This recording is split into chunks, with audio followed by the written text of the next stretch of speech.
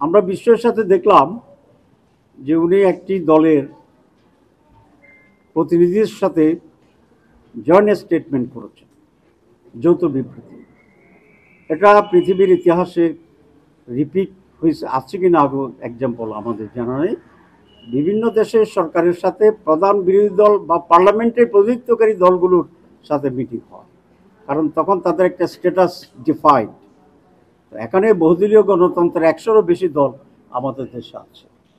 তাহলে তো এমন এক কালচার তৈরি হবে, উনি যার সাথে কথা বলেন একটা জয়েন্ট স্টেটমেন্ট করতে হবে। আমরা মনে করি এটা নজিরবিহীন ছিল এবং এটা প্রপার ছিল না। এতে অন্যান্য বাকি সকল দলেই কিছুটা বিব্রত হয়েছে, আমরাও সেরকম এটা ফিল করি। ব্যক্তিগতভাবে জামাতে ইসলামী নয়, অ্যাজ এ হোল সকল দলগুলো এখানে কিছুটা বিব্রত হওয়ার মতো পরিস্থিতি রয়েছে। জয়েন্ট স্টেটমেন্ট এবং জয়েন্ট প্রেস ব্রিফিং, এখানে আমাদের আপত্তি।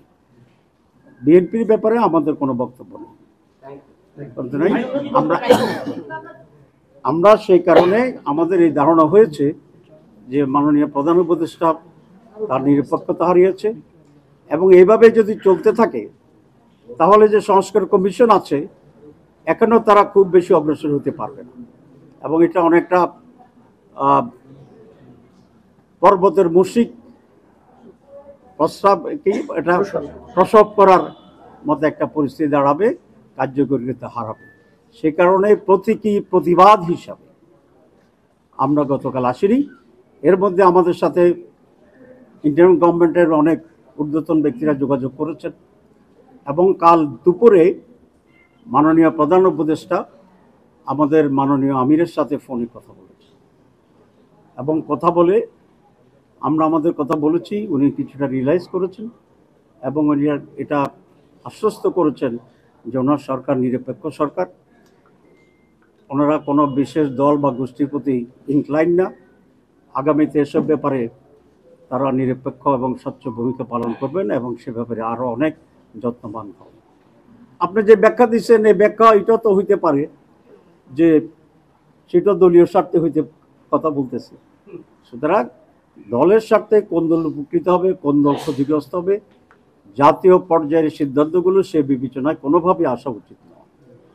আসতে হবে যেটা হওয়ার দরকার, যেটা হলে দেশের জন্য ভালো হবে, কল্যাণ হবে, স্মুথ গভর্নমেন্ট হবে। এটা আমরা মনে করি যে বাংলাদেশের 54 বছরের অভিজ্ঞতা আমরা দেখেছি যে কোনো একটি শুধুমাত্র প্রধানমন্ত্রী বা যখন প্রেসিডেন্ট এত বেশি পাওয়ারফুল হয়ে যায়, চেক অ্যান্ড ব্যালেন্স না থাকার কারণে তারা ফ্র্যাঙ্কেনস্টাইন স্টাইলে দেশ চালাতে চায়, তারা স্বৈরাচার হয়ে যায়, তারা ফেসিবাদ হয়ে যায়, তারা একনায়ক হয়ে যায়। সুতরাং বাংলাদেশের জন্য কমপক্ষে, আমি বিশ্বের সারা দুনিয়ার কথা বলি, the present situation of practice in the government আমাদেরকে যদি ব্যালেন্স করতে হয় তাহলে অবশ্যই এরকম একটা বডি থাকা উচিত।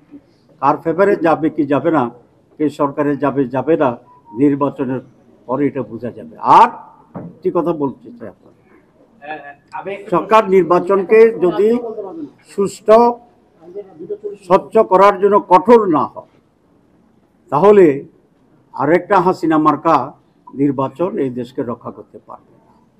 স্বরাষ্ট্রমন্ত্রী আরেকটু কথা বলতেছেন, স্বরাষ্ট্রমন্ত্রীকে দেখলাম হঠাৎ করে পত্রিকায় যে লেভেল প্লেইং ফিল্ড তৈরি হয়ে গেছে, আমরা প্রস্তুত আছি। দেখছেন কিনা আপনারা?